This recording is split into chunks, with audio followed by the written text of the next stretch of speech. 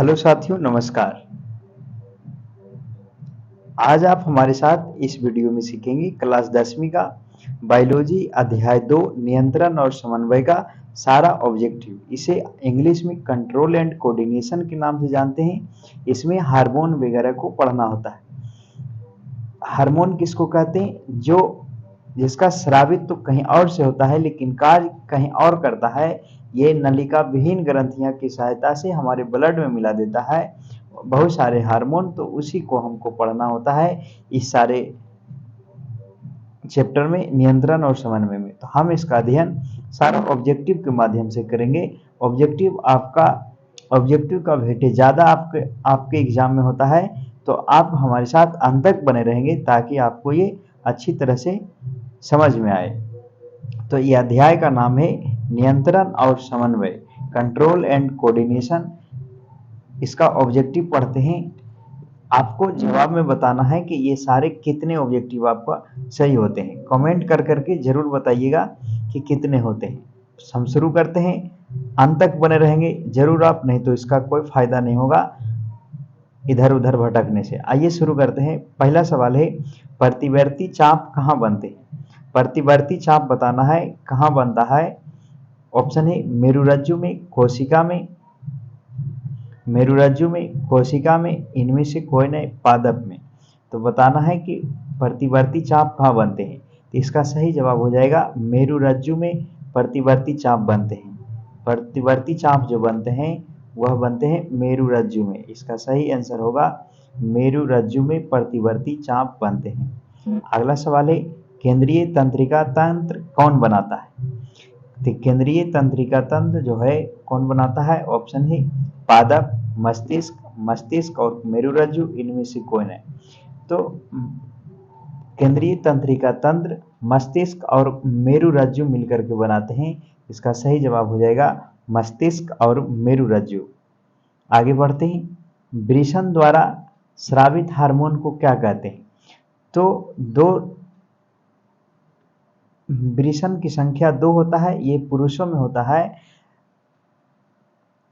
तो बताना है कि उससे जो हार्मोन स्रावित होता है उसको क्या कहते हैं। तो इसी हार्मोन की सहायता से पुरुष का दाढ़ी मूछ का आना हो जाता है। तो बताना है वो कौन सा हार्मोन है। तो 3 का जो सही जवाब हो जाएगा उसका नाम है प्रोजेस्टेरॉन। प्रोजेस्टेरॉन हार्मोन ये पुरुष में पाया जाता है और ये वृषण द्वारा स्रावित होता है। तो इसका सही आंसर है प्रोजेस्टेरॉन। आगे बढ़ते हैं। तंत्रिका तंत्र किस ऊतक से बना होता है? ऑप्शन है संयोजी ऊतक, पेशीय ऊतक, एपिथेलियल ऊतक, तंत्रिका ऊतक। तो संयोजी ऊतक जो होता है, जैसे ब्लड जो संयोजी ऊतक, पेशीय ऊतक से हमारा मांसपेशियां बना होता है, एपिथेलियल ऊतक से हमारा ऊपरी चमड़ा बना होता है, जबकि तंत्रीय ऊतक से हमारा तंत्रिका तंत्र अर्थात मस्तिष्क का निर्माण होता है। इसका सही जवाब हो जाएगा तंत्रिका ऊतक। आगे बढ़ते हैं। 5वां सवाल है, मस्तिष्क में बहुत सारी सूचनाएं किस रूप में संचित होती है? तो हमारे मस्तिष्क में सूचनाओं का संचित वहाँ रहता है, बहुत सारी सूचना, वो किस रूप में रहता है ये बताना है। चेतना के रूप में, आवेग के रूप में, उद्दीपन के रूप में, या संवेदना के रूप में। तो 5 का जो सही जवाब होगा वह होगा ऑप्शन ए, चेतना के रूप में हमारे मस्तिष्क में सूचनाएं संचित रहता है, चेतना के रूप में। इसका सही जवाब हो जाएगा चेतना के रूप में। आगे बढ़ते, मस्तिष्क का कौन सा भाग हृदय स्पंदन तथा श्वसन गति का नियंत्रित करता है? मस्तिष्क का वह कौन सा भाग है जो हृदय की गति को, कौन सा भाग हृदय की गति और श्वसन की गति को नियंत्रित करता है ये बताना है। कौन सा भाग हृदय स्पंदन, हृदय की धड़कन होता है, और श्वसन की गति को नियंत्रित करता है, ये कौन होता है, कौन करता है? इसका ऑप्शन है सेरिब्रम, मेडुला, सेरिबेलम, डाइसेफ्लोन। तो मस्तिष्क का वह भाग जो है वह है मेडुला भाग। तो मेडुला भाग हमारी हृदय स्पंदन और श्वसन की गति को नियंत्रित करता है। तो इसका सही जवाब हो जाएगा मेडुला। आगे बढ़ते हैं। हार्मोन स्रावित होता है, हार्मोन कहाँ से स्रावित होता है? अंतःस्रावी ग्रंथियां, बहिःस्रावी ग्रंथियां, नलिका ग्रंथियां, इनमें से कोई नहीं। तो 7 का जो सही जवाब होगा वह होगा ऑप्शन 1 अंतःस्रावी ग्रंथियाँ। तो अंतःस्रावी ग्रंथियाँ से हार्मोन का स्रावित होता है, इसका सही जवाब हो जाएगा अंतःस्रावी ग्रंथि। आगे बढ़ते मास्टर ग्रंथि किसके कहते हैं? मास्टर ग्रंथि के नाम से कौन जाना जाता है? ऑप्शन है पिट्यूटरी ग्रंथि, थायराइड ग्रंथि, एड्रीनल ग्रंथि, पैराथायराइड ग्रंथि। तो बताइए कमेंट कर करके मास्टर ग्रंथि किसको कहते हैं? पिट्यूटरी ग्रंथि, थायराइड ग्रंथि, एड्रीनल ग्रंथि, पैराथायराइड ग्रंथि। तो मास्टर ग्रंथि के नाम से जानते हैं ऑप्शन 1 पिट्यूटरी ग्रंथि को, इसे पीयूष ग्रंथि भी कहते हैं। इसका सही जवाब हो जाएगा पिट्यूटरी ग्रंथि या पीयूष ग्रंथि। आगे बढ़ते मनुष्य में स्पाइनल नर्वस की संख्या कितना होता है? मनुष्य में स्पाइनल नर्वस की संख्या कितना होता है? 31, 37, 14, 25। तो मनुष्य में जो स्पाइनल नर्वस की संख्या होता है वह होता है 31। तो इसको याद रखना है आपको। मनुष्य में स्पाइनल नर्वस की संख्या 31 होता है। अगला सवाल है कौन सा अंतःस्रावी ग्रंथि और बहिःस्रावी ग्रंथि दोनों है? जैसे अग्नाशय है, यकृत है जिसको लीवर के नाम से जानते हैं, वृषण है, वृषण की संख्या पुरुषों में होता है 2 होता है, उपयुक्त सभी। तो 10 का सही जवाब हो जाएगा अग्नाशय अंतःस्रावी और बहिःस्रावी दोनों ग्रंथियां होता है। इसका सही जवाब हो जाएगा अग्नाशय ग्रंथि। अगला सवाल होगा 11 नंबर में है मेरुरज्जु की रक्षा कौन करता है? ऑप्शन है कोशिका, मेरुरज्जु की रक्षा कौन सा करता है? कोशिका, मस्तिष्क, कोशिका, कशेरुकी दंड, इनमें से कोई नहीं। तो बताइए कमेंट करके मेरुरज्जु की रक्षा कौन करता है? इसका सही जवाब जो होगा वह होगा ऑप्शन सी कशेरुकी दंड मेरुरज्जु की रक्षा करता है। इसका सही जवाब हो जाएगा कशेरुकी दंड। आगे बढ़ते हैं सबसे छोटी अंतःस्रावी ग्रंथि कौन सी है? सबसे छोटी अंतःस्रावी ग्रंथि ऑप्शन है मेडुला, एड्रीनल, थायराइड, पिट्यूटरी। तो सबसे छोटी अंतःस्रावी ग्रंथि कौन है? ऑप्शन है मेडुला। इसका सही जवाब हो जाएगा ऑप्शन 4 पिट्यूटरी ग्रंथि सबसे छोटी अंतःस्रावी ग्रंथि है। ये आपको याद रखना है, पिट्यूटरी ग्रंथि सबसे छोटी अंतःस्रावी ग्रंथि होता है। अनुमस्तिष्क उसको कहते हैं, ये अग्र मस्तिष्क का भाग होता है। अनुमस्तिष्क ये किस लिए उत्तरदायी है? ऑप्शन है संतुलन के लिए, स्मरण के लिए, दृष्टि के लिए, तर्क शक्ति के लिए। तो अनुमस्तिष्क जो होता है वह होता है ऑप्शन 1 शरीर को संतुलन बनाने में मदद करता है। तो अनुमस्तिष्क संतुलन के लिए उत्तरदायी होता है। इंसुलिन हार्मोन का खोज किसके द्वारा किया गया था? इंसुलिन हार्मोन का खोज किसके द्वारा किया गया था? ये किया गया था विलियम बेंटिक के द्वारा। इसका सही जवाब हो जाएगा बेंटिक के द्वारा खोज किया गया था इंसुलिन हार्मोन का। आगे बढ़ते डेंगू उत्पन्न करने वाले मच्छर किस तरह के जल में उत्पन्न होते हैं? डेंगू उत्पन्न करने वाला मच्छर किस तरह का जल में उत्पन्न होता है? खारा जल में, शुद्ध जल में, गंदा जल में, इनमें से कोई नहीं। तो डेंगू उत्पन्न करने वाले जो मच्छर होते हैं वह होते हैं शुद्ध जल में। शुद्ध जल में डेंगू उत्पन्न करने वाले मच्छर होते हैं। अगला सवाल है कवक में पोषण की कौन सा विधि होता है? स्वपोषी, मृतजीवी, समभोजी। तो कवक में बताइए कौन होगा? मृतजीवी जो सड़े गले पदार्थों पर निर्भर करता है उसे मृतजीवी पोषण उसमें होता है। इसका सही जवाब हो जाएगा मृतजीवी पोषण। इसका सही आंसर है मृतजीवी। आगे बढ़ते मानव में डायलिसिस थैली होता है। मानव में डायलिसिस थैली कौन सा है? नेफ्रॉन, न्यूरॉन, माइटोकॉन्ड्रिया, इनमें से कोई नहीं। तो मानव में जो डायलिसिस थैली है वह है ऑप्शन 1 नेफ्रॉन। नेफ्रॉन जो होता है मानव में डायलिसिस थैली होता है। इसका सही जवाब हो जाएगा नेफ्रॉन। आगे रक्त में आयरन की कमी से कौन सा रोग होता है? रक्त में आयरन की कमी से होने वाला रोग कौन सा है? रक्त में टीबी, मधुमेह, एनीमिया, उक्त रक्तचाप। तो रक्त में आयरन की कमी से हो जाता है एनीमिया रोग। इसका सही जवाब हो जाएगा एनीमिया। आगे बढ़ते ग्वाइटर अथवा घेंघा रोग पनपता है किसको से? ग्वाइटर या घेंघा रोग पनपता है चीनी की कमी से, आयोडीन की कमी से, रक्त की कमी से, मोटापा से। तो 19 का जो सही जवाब होगा वह होगा ऑप्शन बी, आयोडीन की कमी से घेघा रोग पनपता है। इसका सही जवाब हो जाएगा आयोडीन की कमी से। आगे बढ़ते हैं, इंसुलिन की कमी से कौन सा रोग होता है? तो हमारे शरीर में इंसुलिन की कमी से कौन सा रोग हो जाता है? घेघा, मधुमेह, बौनापन, क्रेटिनिज्म। क्रेटिनिज्म में बौनापन होता है, अधिक लंबाई बढ़ जाना। तो इसका हो जाएगा इंसुलिन की कमी से हमारे शरीर में मधुमेह रोग होता है। इसका सही जवाब हो जाएगा मधुमेह। निम्नलिखित में से कौन सी अनैच्छिक क्रिया नहीं है?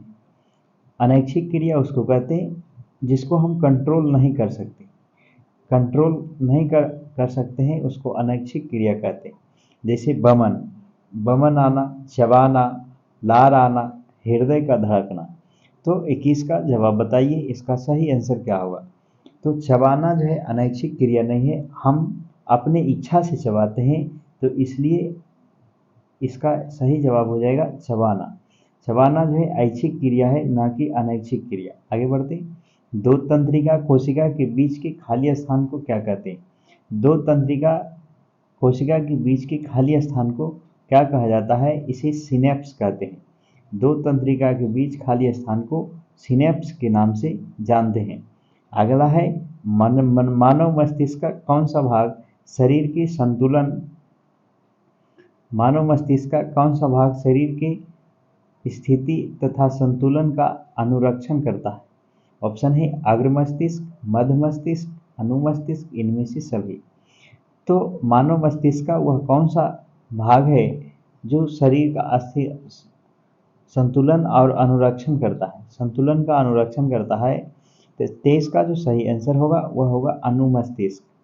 इसका सही जवाब है अनुमस्तिष्क के द्वारा मानव शरीर का संतुलन और अनुरक्षण होता है। पॉन्स, मेडुला और अनुमस्तिष्क किसका हिस्सा है? अग्र मस्तिष्क का हिस्सा है, मध्य मस्तिष्क का हिस्सा है, पश्च मस्तिष्क का हिस्सा है, पूर्व मस्तिष्क का हिस्सा है। तो 24 का जो सही आंसर है वह हो जाएगा ऑप्शन बी, ये मध्य मस्तिष्क का हिस्सा है।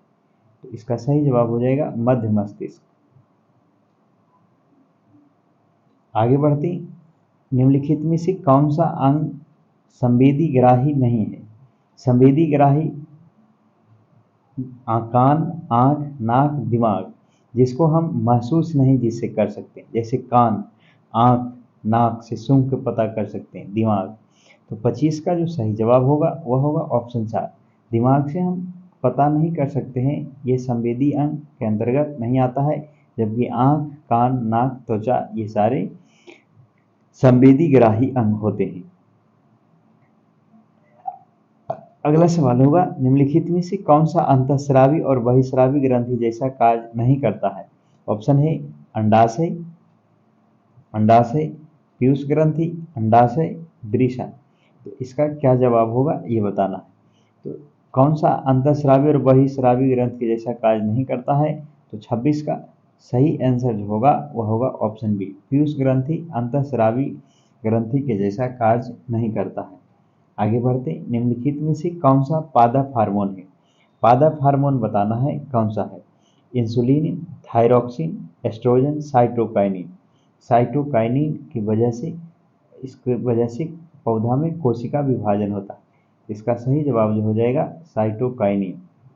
आगे बढ़ते, पादपों में पाए जाने वाला वृद्धि हार्मोन कौन सा है? कौन सा हार्मोन की वजह से पादप में वृद्धि होता है? ऑप्शन है जिब्रेलिन, इंसुलिन, एड्रेनलिन, थायरॉक्सिन। तो इसका जो सही आंसर होगा 28 का ऑप्शन ए, जिब्रेलिन की वजह से पौधा में जिब्रेलिन हार्मोन को कहते हैं, वृद्धि हार्मोन के नाम से जानते हैं। इसका सही जवाब हो जाएगा जिब्रेलिन। अगला सवाल होगा 29 नंबर, थायराइड ग्रंथि से कौन सा हार्मोन निकलता है? तो थायराइड ग्रंथि से वृद्धि हार्मोन, थायरॉक्सिन, इंसुलिन, एंड्रोजन। तो 29 का जो सही आंसर होगा option B, thyroxine hormone thyroid ग्रंथि से निकलता है, यह गले में होता है। इसका सही जवाब हो जाएगा थायरॉक्सिन हार्मोन। आगे बढ़ते, दो न्यूरॉन के संपर्क बिंदु को किस नाम से जानते हैं? 30 नंबर में है कि दो न्यूरॉन जहाँ जुड़ता है उसके संपर्क बिंदु को हम कौन सा नाम से जानते हैं? इसका सही जवाब हो जाएगा सिनेप्स। इसे हम सिनेप्स के नाम से जानते हैं। आगे बढ़ते हैं, निम्नलिखित में से कौन सा अंतःस्रावी ग्रंथि नहीं है? अंतःस्रावी ग्रंथि नहीं है पिट्यूटरी, थायराइड, वृषण, यकृत। तो अंतःस्रावी ग्रंथि जो नहीं है उसका सही जवाब होगा 31 का ऑप्शन 4। यकृत जो है अंतःस्रावी ग्रंथि नहीं है, यह अंतःस्रावी ग्रंथि के अंतर्गत नहीं आता है। आयोडीन की कमी से कौन सा रोग होता है? आयोडीन की कमी से घेघा रोग हो जाता है, इसलिए नमक में आयोडीन मिला दिया जाता है। तो घेघा रोग आयोडीन की कमी से होता है, यह गले में हो जाता है। आगे है, निम्नलिखित में से कौन सा पिट्यूटरी ग्रंथि से निकलने वाला हार्मोन? कौन हार्मोन है जो पिट्यूटरी ग्रंथि से निकलता है? ऑप्शन है वृद्धि hormone, thyroxine hormone, insulin, androgen. तो पिट्यूटरी ग्रंथि से निकलने वाले हार्मोन का नाम है वृद्धि हार्मोन। इसका सही जवाब हो जाएगा वृद्धि हार्मोन। आगे बढ़ते, एंड्रोजन क्या है? ये सवाल आया हुआ है 2021 में कि बताइए एंड्रोजन क्या है। एंड्रोजन नर हार्मोन है, मादा हार्मोन है, पाचक रस है या एंजाइम है? तो 34 का जो सही जवाब होगा वह होगा ऑप्शन 1। यह एंड्रोजन नर हार्मोन होता है, पुरुष में पाया जाने वाला हार्मोन है नर हार्मोन। इसका सही जवाब हो जाएगा नर हार्मोन। रुधिर चाप नियंत्रित होता है। रुधिर चाप किससे नियंत्रित होता है? थाइमस ग्रंथि से, थायराइड ग्रंथि से, एड्रीनल ग्रंथि से, वृषण के द्वारा। तो 35 का जो सही आंसर होगा वह होगा ऑप्शन 3, एड्रीनल ग्रंथि के द्वारा रुधिर चाप को नियंत्रित किया जाता है। आपको यह याद रखना है, एड्रीनल द्वारा रुधिर चाप नियंत्रित होता है। अगला है, मानव मस्तिष्क का औसत भार कितना होता है? मानव मस्तिष्क का औसत भार कितना है? 1 केजी, 2 केजी, 1.4 केजी, इनमें से कोई नहीं। तो मानव का मस्तिष्क जो होता है वह 1450 ग्राम का होता है, लगभग 1.5 किलो का। तो इसका सही जवाब हो जाएगा 1.4 केजी। 36 का सही जवाब होगा ऑप्शन 3। लेकिन महिला का पुरुष की तुलना में 50 ग्राम कम होता है, आपको ये भी याद रखना है। आगे बढ़ते, मस्तिष्क का कौन सा भाग शरीर की स्थिति और संतुलन का अनुरक्षण करता है? मस्तिष्क का वह कौन सा भाग है जो शरीर के स्थिति और संतुलन का अनुरक्षण करता है? अग्र मस्तिष्क, मध्य मस्तिष्क, इनमें से सभी। तो इसका सही जवाब क्या होगा ये बताना है। तो मानव मस्तिष्क का कौन सा भाग शरीर की स्थिति को संतुलन करता है? अग्र मस्तिष्क, अनुमस्तिष्क, मध्य मस्तिष्क, इनमें से सभी। तो 37 का जो सही जवाब होगा वह होगा ऑप्शन 1, अग्र मस्तिष्क मानव के शरीर का स्थिति तथा संतुलन का नियंत्रण करता है। इसका सही जवाब हो जाएगा अग्र मस्तिष्क। अगला सवाल है 38 नंबर में, किसे बर्थ हार्मोन के नाम से जानते हैं? यह बर्थ हार्मोन महिला में पाया जाता है जो बच्चे को जन्म देने में सहायता करता है, इसलिए इसे बर्थ हार्मोन कहते हैं। तो ऑप्शन है टायरोसिन, ऑक्सीटोसिन, थायरोपिन, इंसुलिन। तो 38 का जो सही जवाब होगा वह होगा ऑक्सीटोसिन। इसे दुग्ध हार्मोन भी कहते हैं, ये दूध को बढ़ा देता है माता के तन में। आगे बढ़ते हैं, मस्तिष्क उत्तरदायी किस लिए है? मस्तिष्क किस लिए उत्तरदायी है? सोचने के लिए, हृदय स्पंदन के लिए, शरीर संतुलन के लिए, इनमें से सभी। तो मस्तिष्क उत्तरदायी है, 39 का सही जवाब हो जाएगा इनमें से सभी। हृदय स्पंदन भी करता है, सोचता भी है, शरीर का भी संतुलन बनाता है। तो इसका सही जवाब हो जाएगा इनमें से सभी। अगला सवाल है 40 नंबर में, थायरॉक्सिन हार्मोन का संश्लेषण में किसका होना बहुत जरूरी है? तो 40 का जो सही जवाब होगा, थायरॉक्सिन हार्मोन में किसका होना बहुत जरूरी है? तो वह है आयोडीन। आयोडीन का होना बहुत जरूरी है थायरॉक्सिन हार्मोन में। इसका सही जवाब हो जाएगा आयोडीन। फल पकाने वाला हार्मोन क्या है? तो फल पकाने वाले हार्मोन को किस नाम से जानते हैं?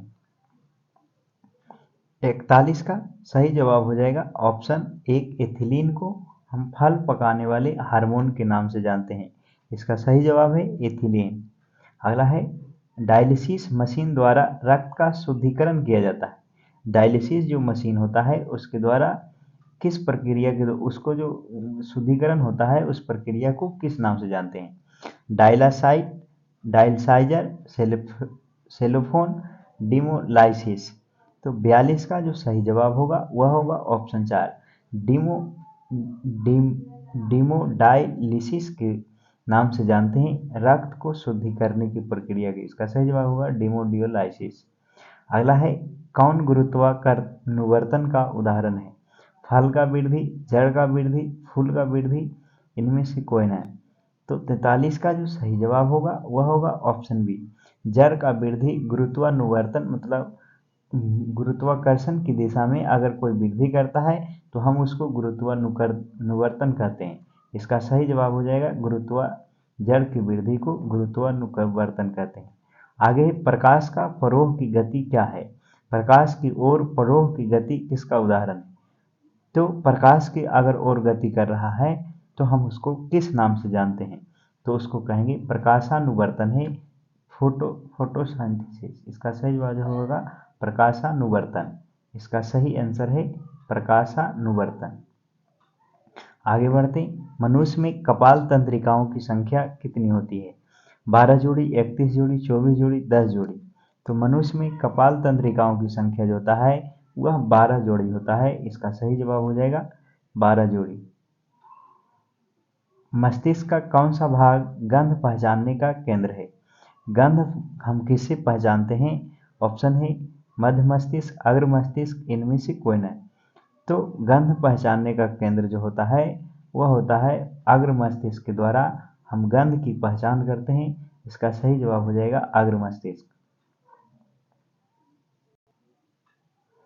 47 नंबर सवाल है, एक नर हार्मोन कौन सा है? Adrenaline, TSH, estrogen, testosterone.